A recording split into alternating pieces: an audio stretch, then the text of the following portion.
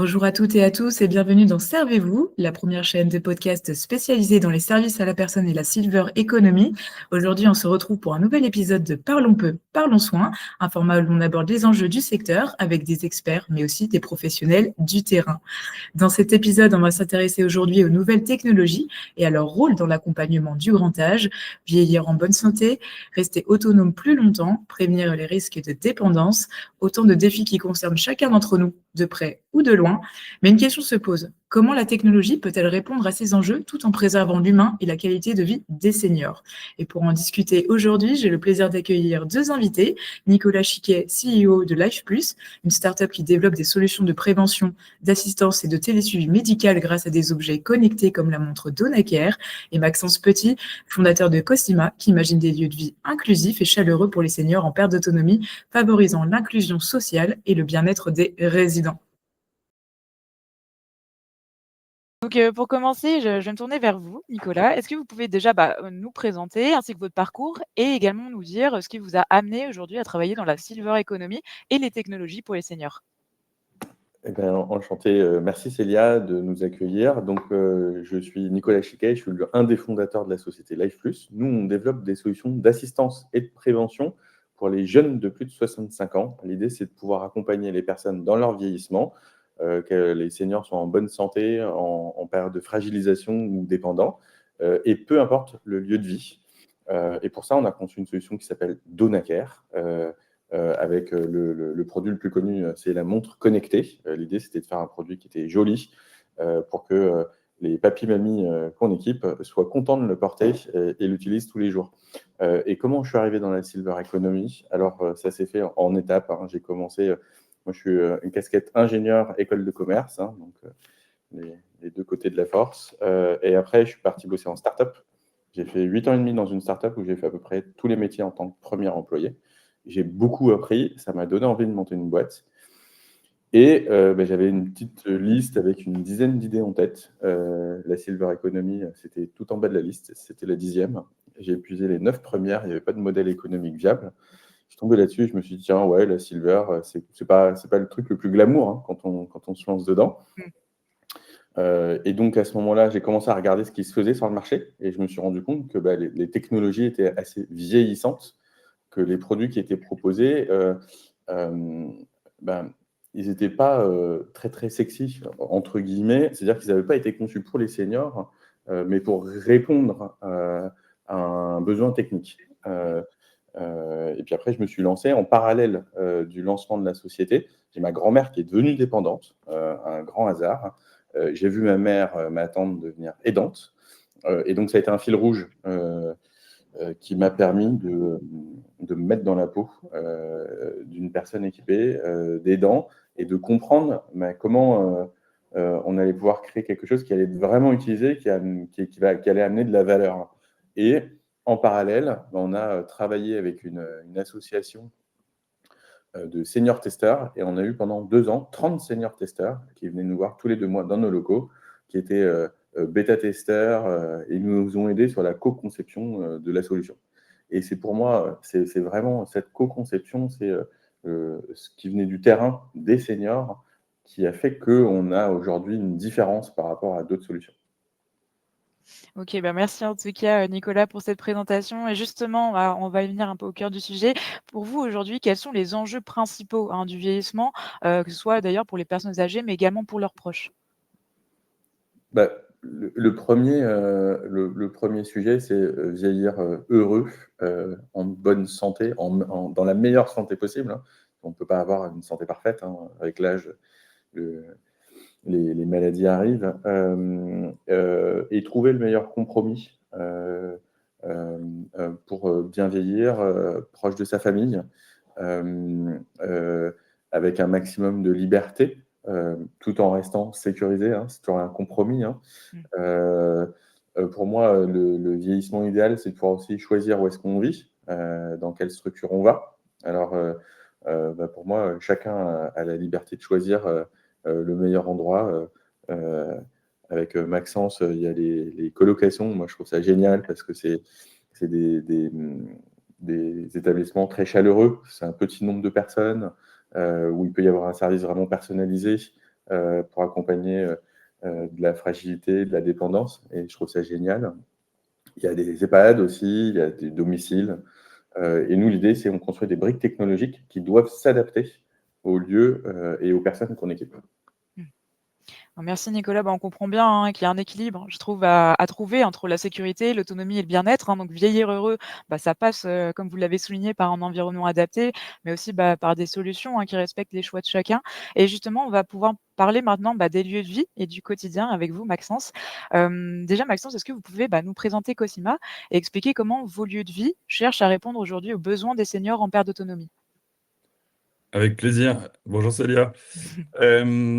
En fait, avant même de commencer à parler de Cosima, je vais en 3 mots décrire mon parcours parce qu'il fait le lien avec le thème d'aujourd'hui, la technologie et le grand âge.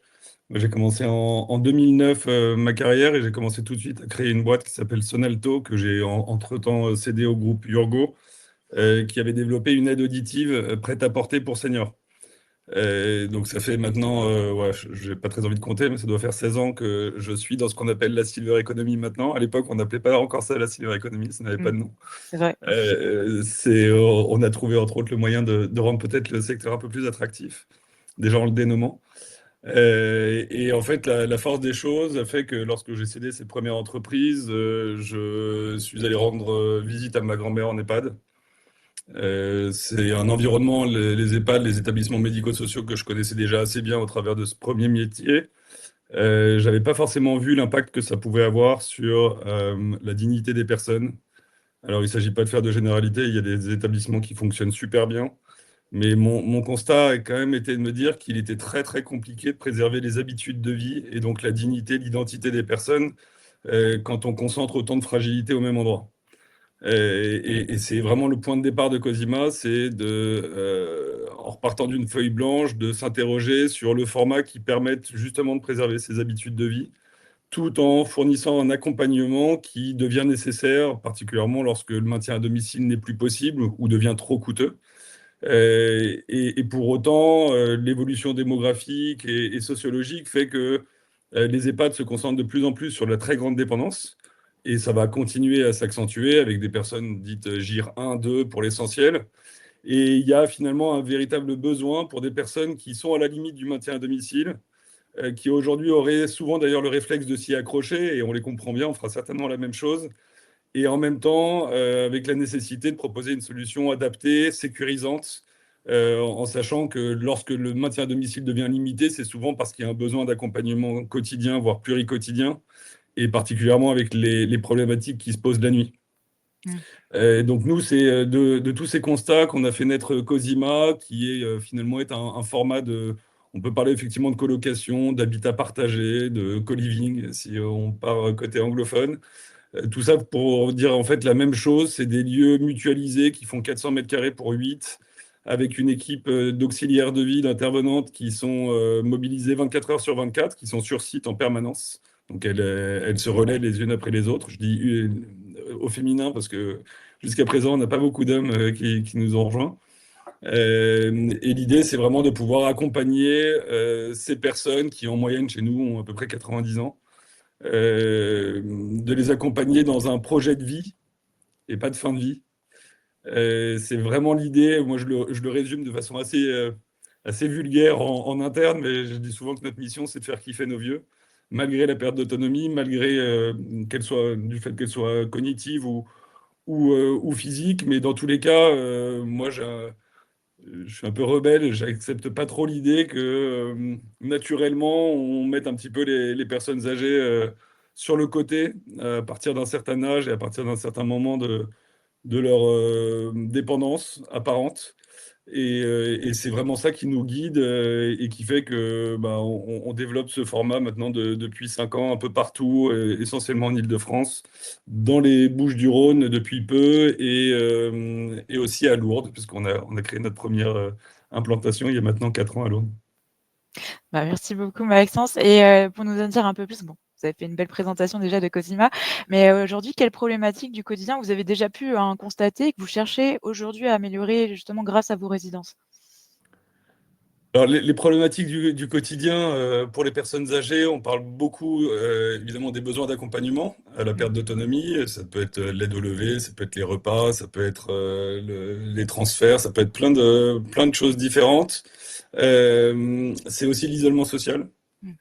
Et quand on parle d'isolement social, on imagine juste une personne âgée qui parle pas assez avec les autres, qui est trop seule chez elle. Mais en fait, c'est beaucoup plus que ça. C'est-à-dire que l'inclusion sociale, c'est ce qui permet d'avoir un moteur, en fait. C'est ce qui nous permet, en fait, de ressentir une utilité sociale, justement. Donc, de faire société et d'être inclus dans cette société. Et le problème, c'est non seulement que ça pose des questions d'un point de vue de la dignité, mais aussi de l'entretien des fonctions cognitives des personnes. C'est-à-dire qu'une personne isolée, c'est une personne qui, de fait, va être moins sollicitée et donc qui va finalement glisser plus vite vers une perte d'autonomie, qu'elle soit d'ailleurs cognitive, mais aussi physique. Donc, c'est toutes ces problématiques auxquelles on est supposé répondre. Et de ce point de vue-là, il y a pour moi effectivement deux aspects essentiels. Il y a l'aspect humain, c'est-à-dire l'accompagnement qu'on est capable de fournir, aussi bien par des intervenants spécialisés, mais aussi par ce que nous, on a chez nous, de ce qu'on appelle des coordinatrices, qui sont en fait des chefs d'orchestre des maisons et qui sont là aussi bien pour mobiliser les habitants, organiser la vie des lieux, faire en sorte que chacun trouve sa place et là aussi son utilité. C'est-à-dire que ce n'est pas un lieu où on s'assoit dans un fauteuil et on attend que le temps passe. On est dans l'action, on peut participer à la préparation des repas, on peut participer à des projets, à des animations, etc. Donc ça, c'est toute la partie, je dirais, humaine, qui est certainement la plus importante, mais qui se fait avec l'appui de solutions technologiques qui se développent de plus en plus, mais on pourra y revenir, qui présentent un enjeu très fort d'acceptation en fait par les futurs utilisateurs. Mm. On voit bien que le cadre de vie, ça joue forcément un rôle essentiel. Vous l'avez dit, déjà recréer du lien social, c'est très important. Et offrir bien sûr un environnement et un accompagnement chaleureux et humain, c'est toujours important bien sûr de le souligner. C'est aussi une manière de bien vieillir. Merci beaucoup Maxence. Donc après ce premier tour de présentation, on va pouvoir rentrer maintenant dans le cœur du sujet, j'ai envie de dire, avec les technologies au service du grand âge. Alors pour vous Nicolas, de manière plus générale, est-ce que vous pouvez nous dire quelles technologies émergentes vous semblent les plus prometteuses aujourd'hui pour accompagner les seniors, que ce soit à domicile ou en résidence? Alors, je ne vais pas être très original, hein. Je pense que les technologies pour les seniors, on n'est pas dans le disruptif, on est plutôt dans des technologies qui ont été acceptées déjà par les plus jeunes et qui ont été souvent un peu adaptées sans faire des technologies non plus pour les vieux, quoi. Pour pas que ça soit perçu comme un truc de vieux, mais plutôt comme un truc de jeune avec une interface simplifiée de temps en temps. Pour moi, il y a beaucoup de sujets. Un des sujets qui est important, il y a le lien familial avec le digital qui a explosé pendant le Covid. Avant le Covid, les seniors ne savaient pas utiliser WhatsApp. Pendant le Covid, ils ont été isolés. Ils se sont rendus compte qu'on pouvait voir les petits-enfants en visio avec WhatsApp, avoir les photos. Et là, ça a littéralement explosé. Alors, il y a WhatsApp, Zoom, il y a plein de plateformes, hein. Mais du coup, le digital a pris tout son sens parce que c'est venu du besoin de lien avec la famille. Et ce n'est pas de la technologie qui a été mise pour de la technologie. Voilà. Ensuite, il y a l'IA. L'IA, on en parle, donc tout le monde en parle. Donc je ne peux pas ne pas en parler. Alors bon, je ne pense pas que les mamies vont utiliser ChatGPT toute la journée, quoique peut-être qu'un jour elles parleront avec ChatGPT quand elles se sentent seules. Mais je ne suis pas sûr que ce soit un modèle de société idéal. Mais je pense que l'IA, elle peut amener plein de choses pour simplifier les choses dans la vie quotidienne des seniors, détecter quand il y a un problème, aider à faire des choses. Voilà. Et je pense qu'il y a des choses qui vont naître de ces nouvelles technologies qui vont être intéressantes. Après, je pense que la technologie, elle doit répondre à une envie. Et l'envie, je reprends l'expression de Maxence, où les vieux kiffent, et à un besoin, et pas juste à on met de la technologie parce que c'est sympa, parce que c'est à la mode, quoi. Oui, complètement. Et selon vous, aujourd'hui, comment ces technologies, elles peuvent améliorer, parce que c'est important, le souligner, qu'elles servent également à ça, à améliorer la prévention, la sécurité ou le bien-être des seniors aujourd'hui? Pour moi, sur ce sujet-là, il y a une révolution. Nous, on fait une montre qui a un appel malade innovant, hein. L'appel malade, c'est un bouton SOS, on appuie dessus et ça appelle dans un hôpital ou un EHPAD une infirmière qui vient voir si tout va bien. nous, ce dispositif, il est au poignet, il donne l'heure, il calcule le nombre de pas, il géolocalise quand il y a un souci, il détecte automatiquement quand il y a un problème. Et pour faire ça, en fait, on utilise à l'intérieur de l'IA, on utilise des algorithmes sans IA, on utilise des capteurs très perfectionnés. Et donc, en fait, on a fait du Lego avec plein de briques technologiques dans l'idée de faire un truc qui est joli, qui va être utilisé et qui va pouvoir répondre à deux besoins. La prévention pour des seniors fragiles, non dépendants. Donc, on peut faire du coaching avec quelque chose de très simple. On donne un temps d'activité à faire tous les jours qui est adapté, personnalisé. Et puis après, la deuxième brique, c'est l'assistance. C'est comment on détecte le plus efficacement possible des situations à risque.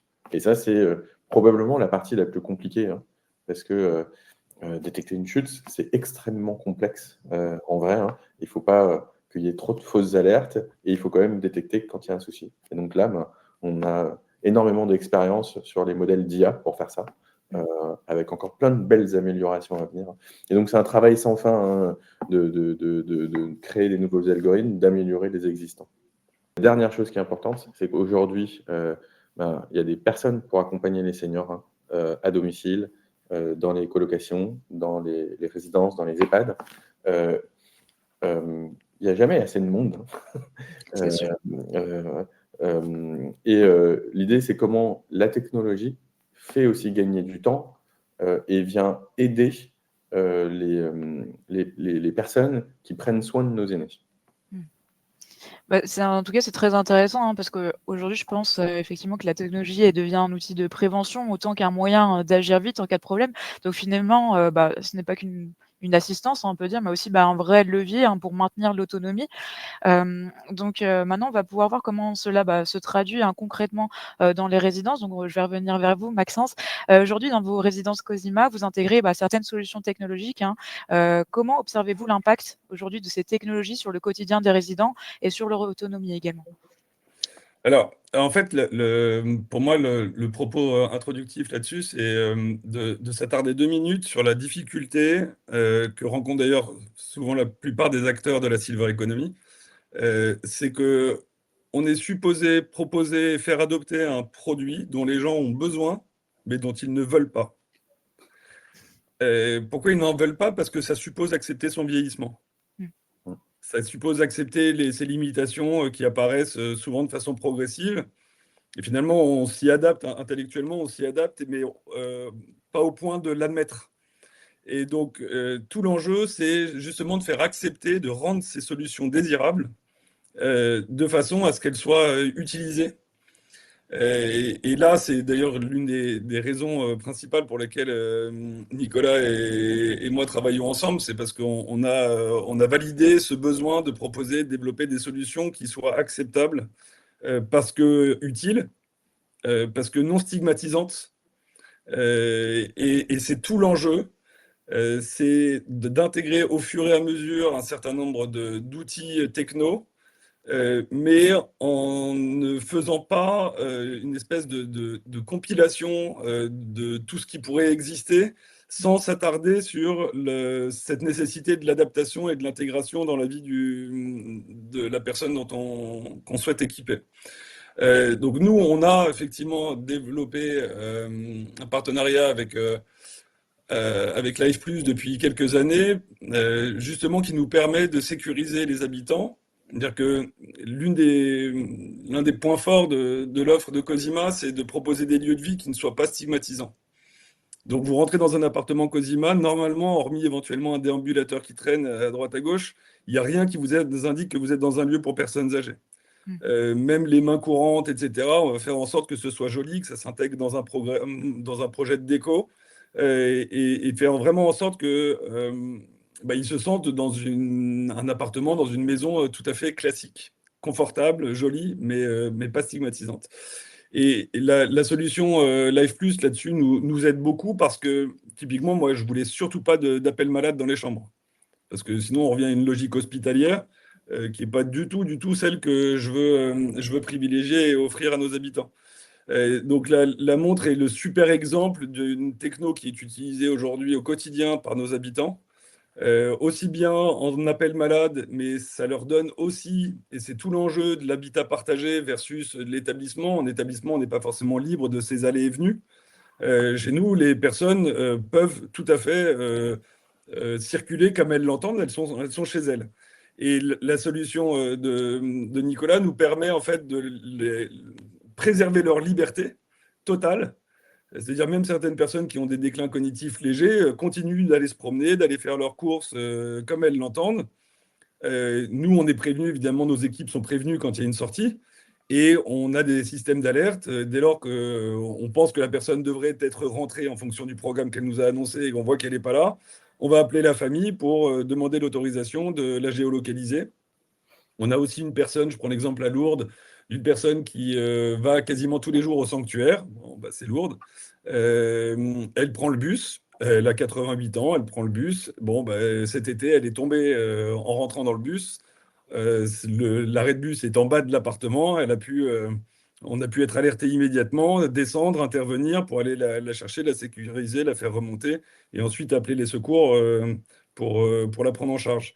Donc c'est ça qui est assez génial dans ce type de techno, c'est quand elles ont une application très concrète et très bénéfique immédiatement pour l'utilisateur et son entourage. Il y a d'autres technos qu'on peut utiliser de façon assez régulière. Alors, il y a tous les sujets de télémédecine qu'on doit intégrer dans cette logique, à mon sens, de technologie au service du grand âge.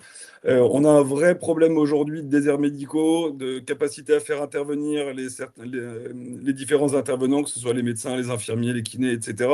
Le fait de voir s'appuyer sur la télémédecine à terme nous permettra d'éviter des déplacements inutiles du médecin ou de nos habitants, permet une bien meilleure réactivité aussi.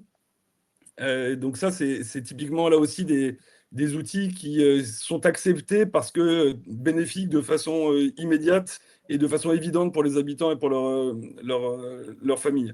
Et pour finir, nous, on utilise aussi quelques outils type j'ai perdu le mot, mais en gros, c'est des matelas connectés qui détectent lorsque la personne se lève.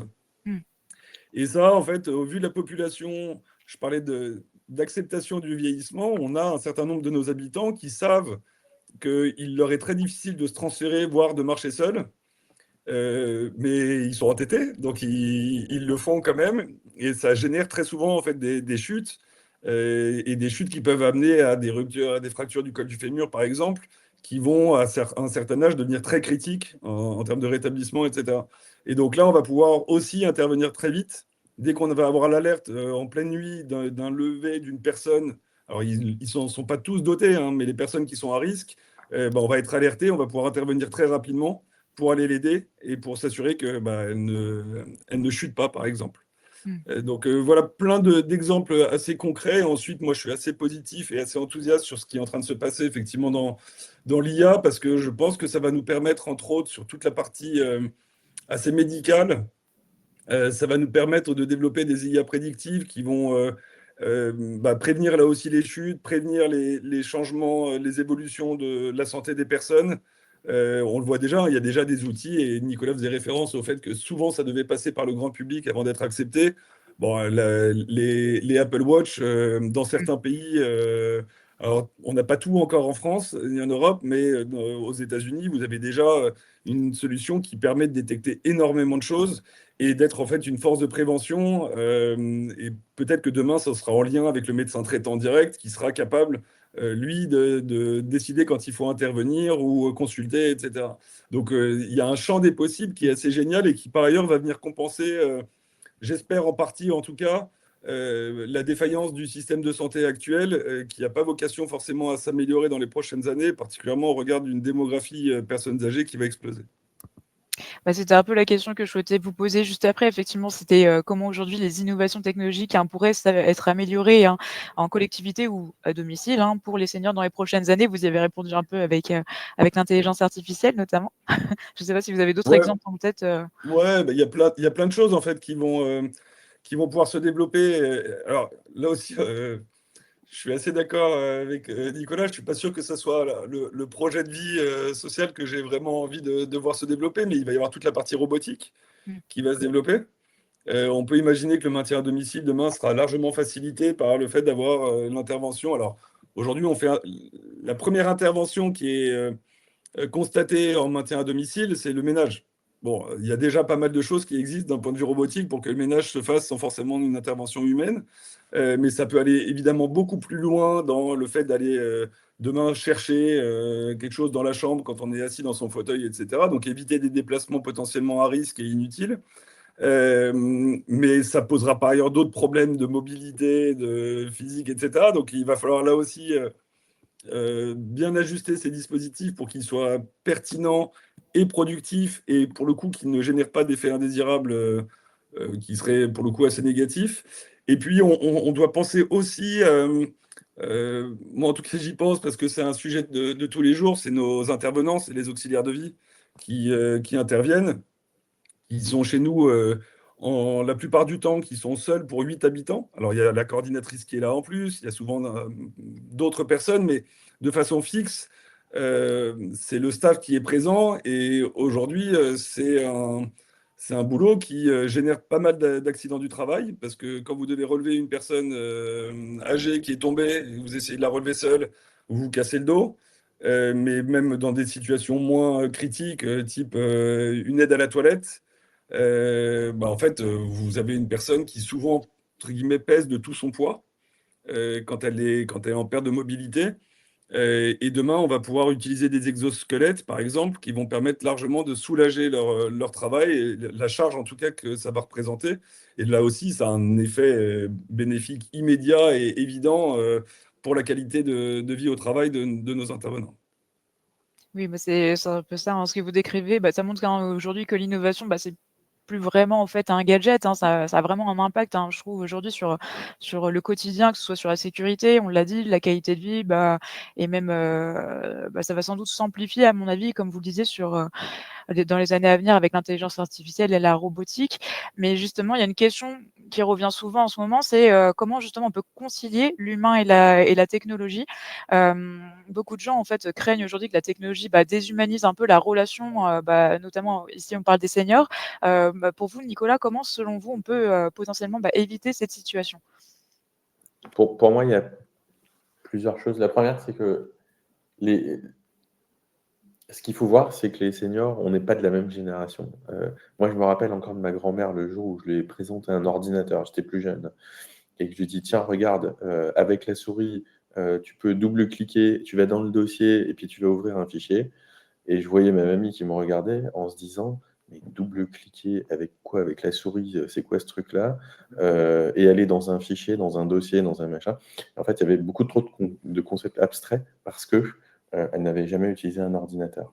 Donc il y a déjà savoir, quel est, le niveau d'appétence, de compréhension avec, l'outil, technologique. La deuxième chose, c'est que, avec l'âge, on a besoin de choses qui sont plus simples. On voit moins bien, on entend moins bien. Il y a plein de choses qui viennent, un petit peu compliquer la vie, et donc l'idée, c'est que la technologie vienne compenser, effacer, cette différence. Et donc c'est pour ça que nous, on a co-conçu la solution avec des seniors. Donc la co-conception, je pense que c'est un élément critique. Avant de se dire: «Tiens, on va mettre une super technologie pour les seniors», il faut aller voir les seniors, leur faire tester, et itérer jusqu'au moment où il va y en avoir un certain nombre qui vont dire: «C'est génial, je comprends, j'arrive à utiliser et je vais l'utiliser tous les jours». La solution simple aussi, simplicité. Je me souviens la première fois qu'on a mis une montre connectée au poignet d'une mamie, il y a une mamie, où il y avait un panel de papy-mamie, qui était là, où, moi mon job c'était de leur présenter l'expérimentation et il y a une mamie qui vient me voir à la fin qui me dit: «Vous êtes super gentil Nicolas, votre montre elle est très belle, mais ça va être beaucoup trop compliqué pour moi, je vais pas participer». Et je lui ai dit: «Pourquoi?» «C'est trop compliqué». Et là, elle me dit: «Bah, va falloir démarrer la montre le matin, appuyer sur des boutons». Et en fait, elle imaginait un ordinateur, où il faut démarrer l'ordinateur, cliquer, faire des choses et tout. Et je lui dis: «Bah, non, en fait, vous avez juste à porter la montre. S'il y a un souci, elle va détecter toute seule, elle va alerter toute seule». Mmh. Elle met la montre au poignet, elle regarde, elle revient une demi-heure après, et en me disant: «Nicolas, j'ai oublié de vous rendre la montre». Et je lui dis: «Bah, c'est exactement ce que je vous demande, c'est de l'oublier». Et elle m'a dit, OK, je participe. Et c'est ça, c'était tout ce démarrage, ces échanges avec les seniors qui m'ont fait comprendre qu'en fait, il fallait que j'oublie tout ce que j'avais fait en école d'ingénieur et que je me positionne dans la vie d'un papy, d'une mamie, pour comprendre. Il y a le design aussi, hein. Souvent, on fait des trucs pour les seniors et on se dit, on va privilégier la fonctionnalité au design. Alors, moi, je peux vous dire qu'il y a des petites mamies qu'on équipe qui sont super coquettes. Tous les matins, elles se maquillent. Et si vous leur fournissez une solution qui est moche, donc elles vont vous faire la tête et elles ne vont pas le porter, votre truc, hein. Ça, c'est hors de question. Et puis après, il faut que ça améliore la vie, hein. Il faut que ça amène de la valeur. Nous, c'est détecter bien, intervenir rapidement. Et puis, comme disait Maxence, si on peut augmenter le périmètre de vie de la personne en sécurité, c'est ça la vie aussi, c'est de pouvoir vivre comme on a envie, quoi. Oui, oui, complètement. Mais en tout cas, c'est c'est très marrant, la petite anecdote, que vous venez de nous partager avec la grand-mère. C'est vrai que du coup, j'imagine que, c'est toujours plus agréable d'avoir une technologie où on se dit: «Bah, voilà, je vais pouvoir la porter tous les jours», parce que, bah, voilà, c'est limite, son accessoire à elle, au final aussi. En l'occurrence, nous, c'est d'ailleurs une des façons de faire accepter la montre, hein, parce que chez nous, en fait, les habitants arrivent, on leur explique les différents dispositifs, dont la montre. Et pareil, hein, on en a certains qui font un peu la tronche au démarrage en disant mais qu'est-ce qu'ils vont m'imposer? Et en fait, il y a des moyens un peu détournés, déjà, bon, de leur montrer, encore une fois, les bénéfices de la montre. Mais Life Plus propose entre autres la personnalisation par les bracelets. Et ça, c'est un truc. Nous, en fait, on ne l'avait pas identifié au tout début. Puis assez rapidement, on a rappelé Nicolas et son équipe. On a dit, en fait, vous nous envoyez toutes les couleurs que vous avez. Et ils vont choisir eux-mêmes. Et plutôt que de choisir oui ou non, je la mets, ça devient, OK, je choisis la couleur que je vais utiliser pour la porter. Mmh. Et donc, là, en fait, les stratégies de contournement, elles sont parfois assez utiles pour aller jusqu'au moment où ils vont se rendre compte du bénéfice, du bénéfice réel de la solution. Et ça, c'est hyper important, encore une fois, que ça soit adoptable parce que ça ne paraît pas une contrainte. Mmh. Oui, complètement. Et du coup, un peu pour résumer, en fait, ce qu'on est en train de dire, je vais revenir vers vous aussi, Nicolas. Pour vous, si vous devez résumer, en fait, ce qu'on vient de dire, quels sont pour vous aujourd'hui les aspects, on va dire, essentiels pour que la technologie, pardon, reste centrée, bah, sur l'humain, mais également sur la qualité de vie? Alors, la première chose, et je ne l'avais pas mis dans mes notes, c'est la technologie, elle doit pas remplacer l'humain. Parce que la vie sociale, c'est un des critères de fragilisation. Enfin, le manque de vie sociale, c'est un des critères de fragilisation. Donc, remplacer l'humain par de la technologie pour tout faire, eh ben, ça va abîmer la santé, à contrario de ce qu'on pourrait imaginer. Et donc, la technologie, elle doit être là pour aider et elle doit se faire oublier. Le principe des algorithmes d'IA, c'est que c'est simple, ils font beaucoup de choses tout seuls et ils se font oublier. Et je pense que ça, c'est hyper important. Simple à utiliser aussi, super simple à utiliser. Il y a beaucoup trop de technologies qui sont hyper complexes à prendre en main. Alors, il y a eu beaucoup le marché a beaucoup progressé là-dessus, hein, je trouve, sur les dernières années, et ça, c'est top. Et puis, il faut que ça s'intègre aussi, parce que nous, on est dans des établissements.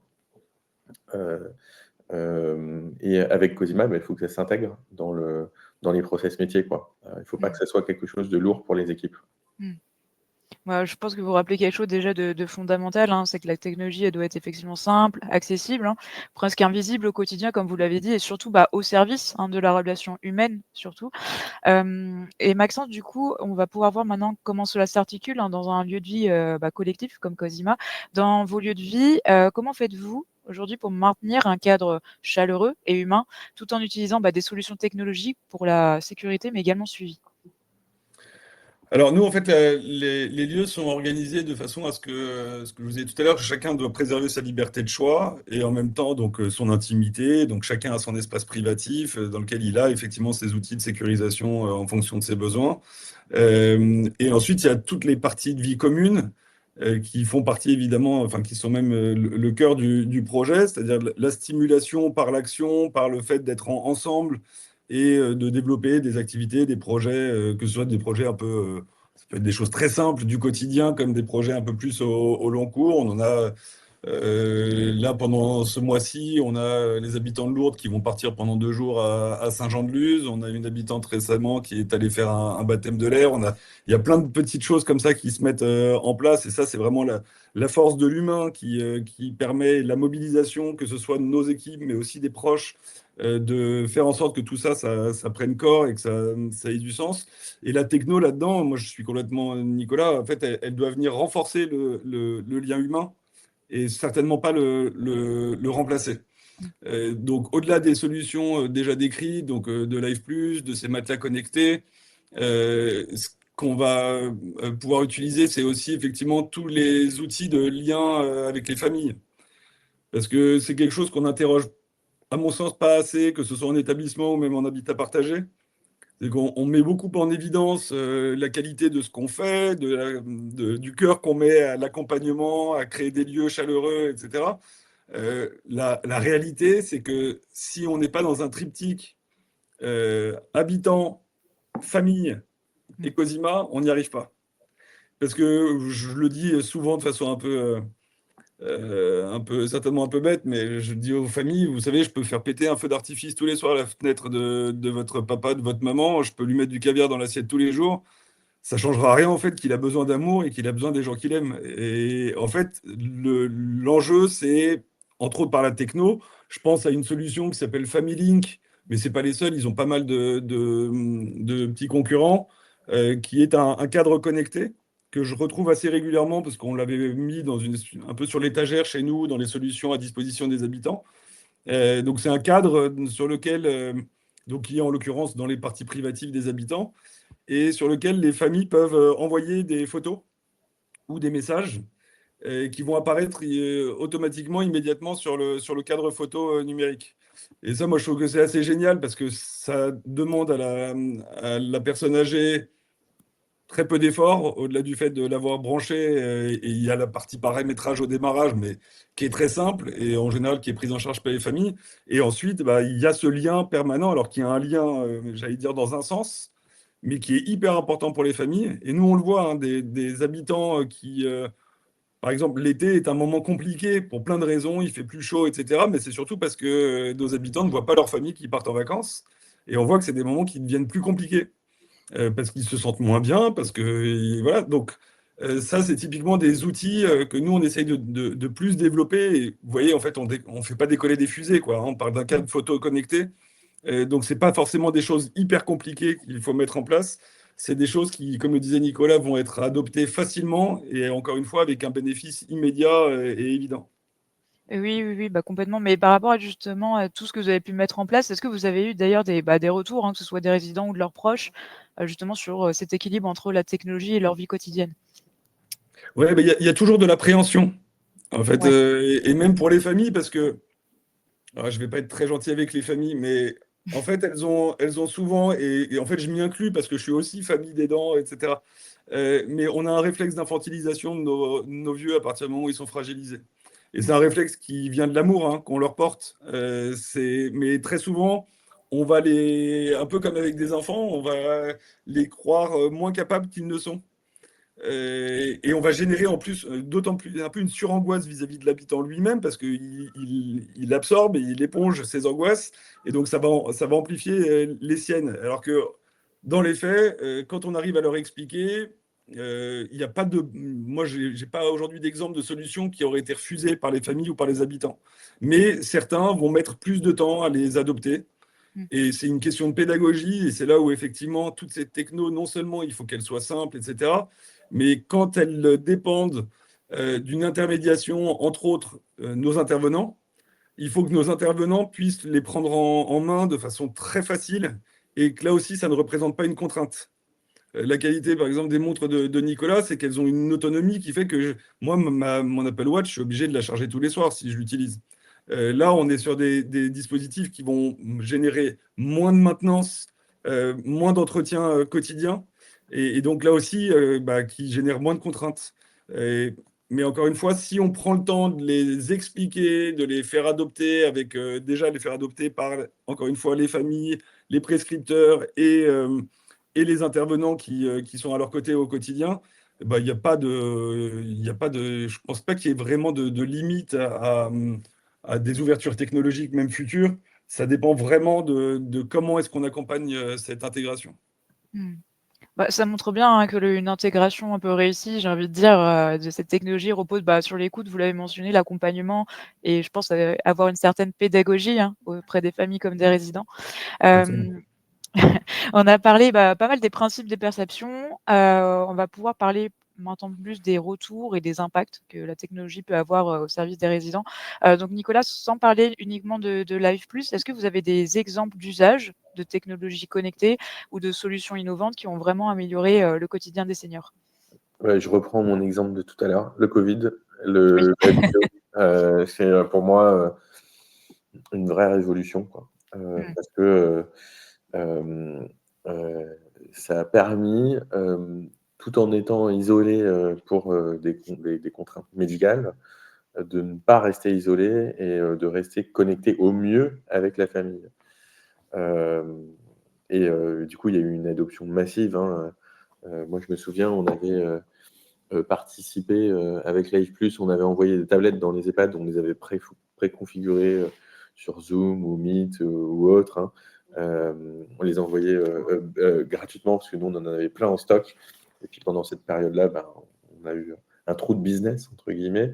Et donc, on s'est dit, bah, les tablettes, elles sont dans les placards. Et on en a envoyé pour ça. Et puis, ça a bien marché. Donc, pour moi, c'est le plus bel exemple de, d'adaptation des seniors aux nouvelles technologies. Mmh. Merci beaucoup et Maxence, est-ce que vous pouvez également nous partager un exemple où la technologie intégrée dans vos résidences a eu un impact, positif, hein, sur la sécurité, l'autonomie ou le bien-être des résidents? Bah, au-delà de ce qu'on s'est dit, encore une fois, évidemment, des solutions comme celle de Nicolas nous aident beaucoup. Je pense entre autres à certains appartements dans lesquels on a installé des ordinateurs Ordissimo. Et on revient à ce que Nicolas disait tout à l'heure. Là aussi, le constat avait été fait par Ordissimo il y a déjà longtemps, parce que moi je me souviens, ça fait pour le coup plus de 15 ans maintenant qu'ils sont là. Euh, C'était effectivement que c'était trop compliqué pour une personne âgée de rentrer dans l'informatique quand on n'y avait jamais été confronté. Et nous, on voyait encore et on voit encore des habitants qui ont finalement une personne de 90, 92 ans, elle n'a pas forcément eu beaucoup d'informatique dans son milieu professionnel. Donc elle est encore un peu éloignée de ça. Et pour autant, il y a tellement de choses aujourd'hui qui se passent, ne serait-ce que les tâches administratives. C'est-à-dire que nos auxiliaires de vie sont entre autres là pour les aider dans leurs tâches administratives.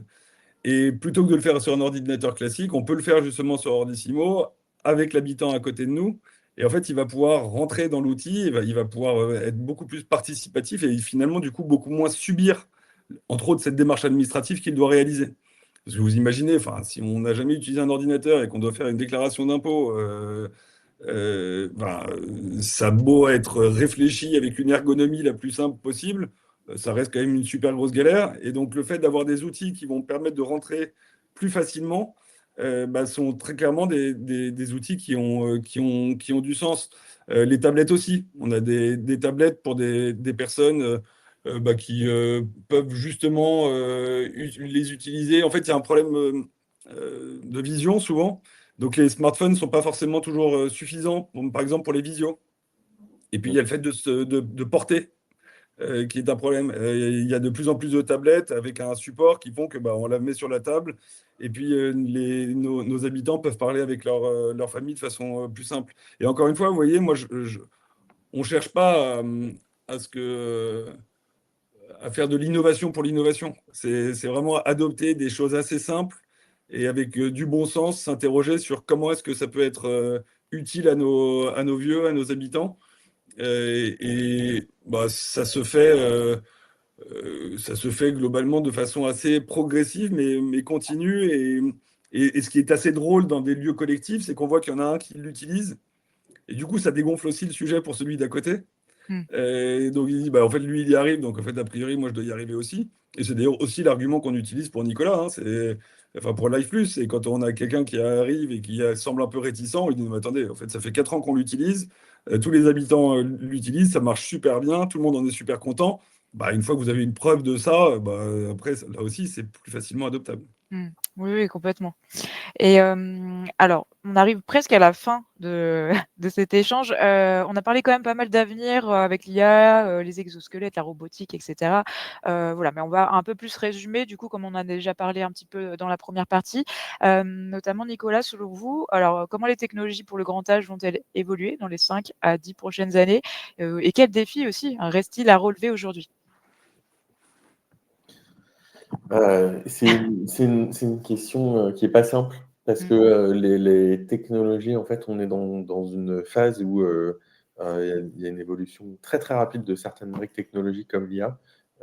Et je vais être honnête, j'ai aucune idée de ce que sera l'IA dans 5 ans. Mmh.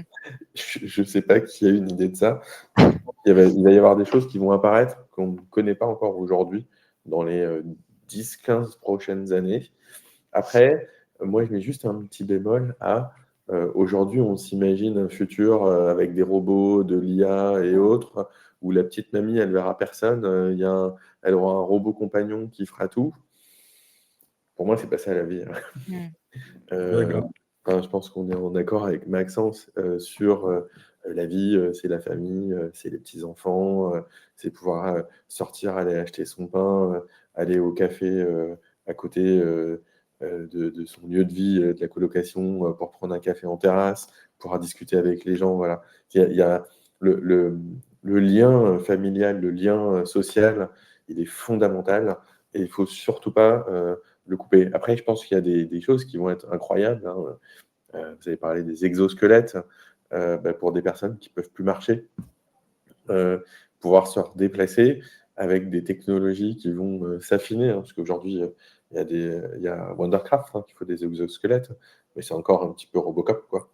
Et Mmh. le jour où ça sera caché sous les vêtements, miniaturisé, et qu'on verra plus, et qu'un petit papy qui est en fauteuil roulant pourra vivre comme avant sans que personne ne le voit, parce que c'est là où la technologie, elle doit être discrète, parce que sinon les gens ne l'adoptent pas. Mmh. À ce moment-là, ça sera incroyable. Oui, complètement. Bah, en fait, on peut dire un peu que la enfin, on l'espère en tout cas que l'avenir sera un peu une question d'équilibre, hein, toujours aller vers de l'innovation, mais avec une certaine parcimonie, hein, pour ne pas perdre, hein, comme vous le disiez, la dimension humaine, hein, qui est très importante. Et Maxence, de votre côté, bah, comment, pour vous, vous imaginez les lieux de vie de demain et le rôle, que la technologie y jouera? Moi, je suis très en phase avec Nicolas. Je pense que le lien humain sera jamais remplaçable par de la techno. Encore une fois, la techno est là pour la renforcer. Quand on parle de Robocop, bah, ça me fait marrer, ça me fait penser effectivement à la notion d'homme augmenté. Mm. Mais avant de parler d'homme augmenté, il va falloir justement, ces outils-là, ils peuvent permettre l'homme compensé, quelque part. Mm. On va venir compenser un certain nombre de défaillances avec des outils qui...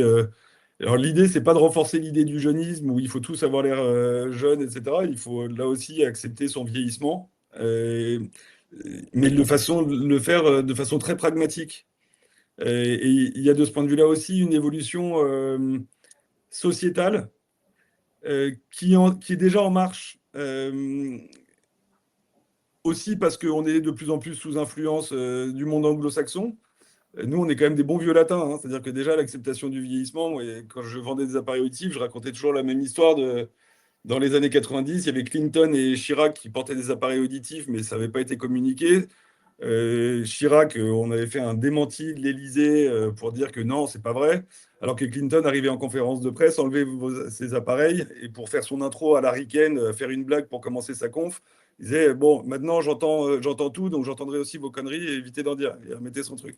Et il y a vraiment ce truc de glisser vers plus d'acceptation du vieillissement et ce qui induira aussi du coup plus d'acceptation des technos et au-delà des technos, même de l'ensemble des solutions qui seront proposées. Mais toujours avec ce focus sur l'humain, sur le lien humain, sur le sentiment d'utilité et d'inclusion sociale, parce que c'est ça qui fait vivre les gens. C'est pas le fait de courir quand ils n'en sont plus capables.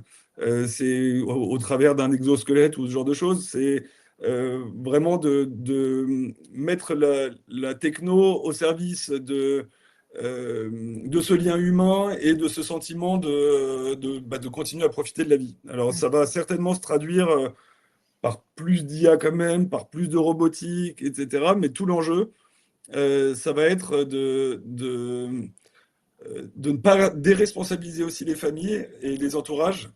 En disant, bah, finalement, en fait, il a un robot à la maison, donc il n'a pas forcément besoin que je passe. Maintenant, il y a un robot qui prépare à bouffer pour lui, etc. Enfin, et il va falloir trouver là aussi, il va falloir trouver le juste équilibre.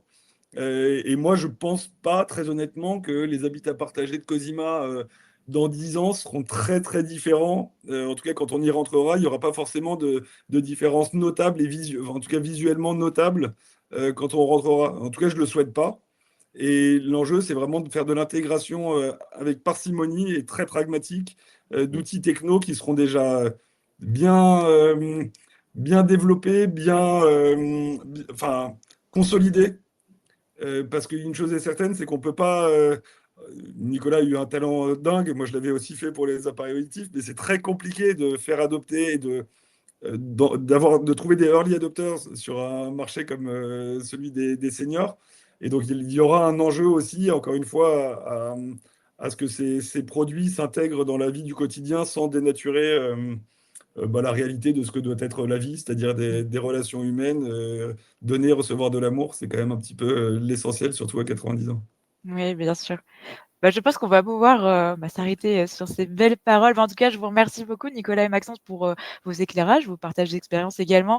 Ce qu'on peut retenir, hein, de cet échange, hein, c'est que la technologie peut être un véritable levier pour mieux accompagner le grand âge, qu'il s'agisse de prévention, de sécurité ou encore du maintien du lien social. Mais je pense qu'elle n'a de sens que si elle reste, simple, accessible et intégrée dans la vie quotidienne, sans jamais remplacer la dimension humaine. Donc finalement, il ne s'agit pas, hein, d'opposer innovation et accompagnement, mais bien de trouver, un bon équilibre, hein, d'une technologie au service de l'autonomie, de la liberté de choix et de la qualité de vie des seniors. Merci à vous 2 et merci à toutes et à tous de nous avoir écoutés et on se retrouve très bientôt pour un nouvel épisode de Parlons peu, parlons soin. Merci. Merci, bonne journée.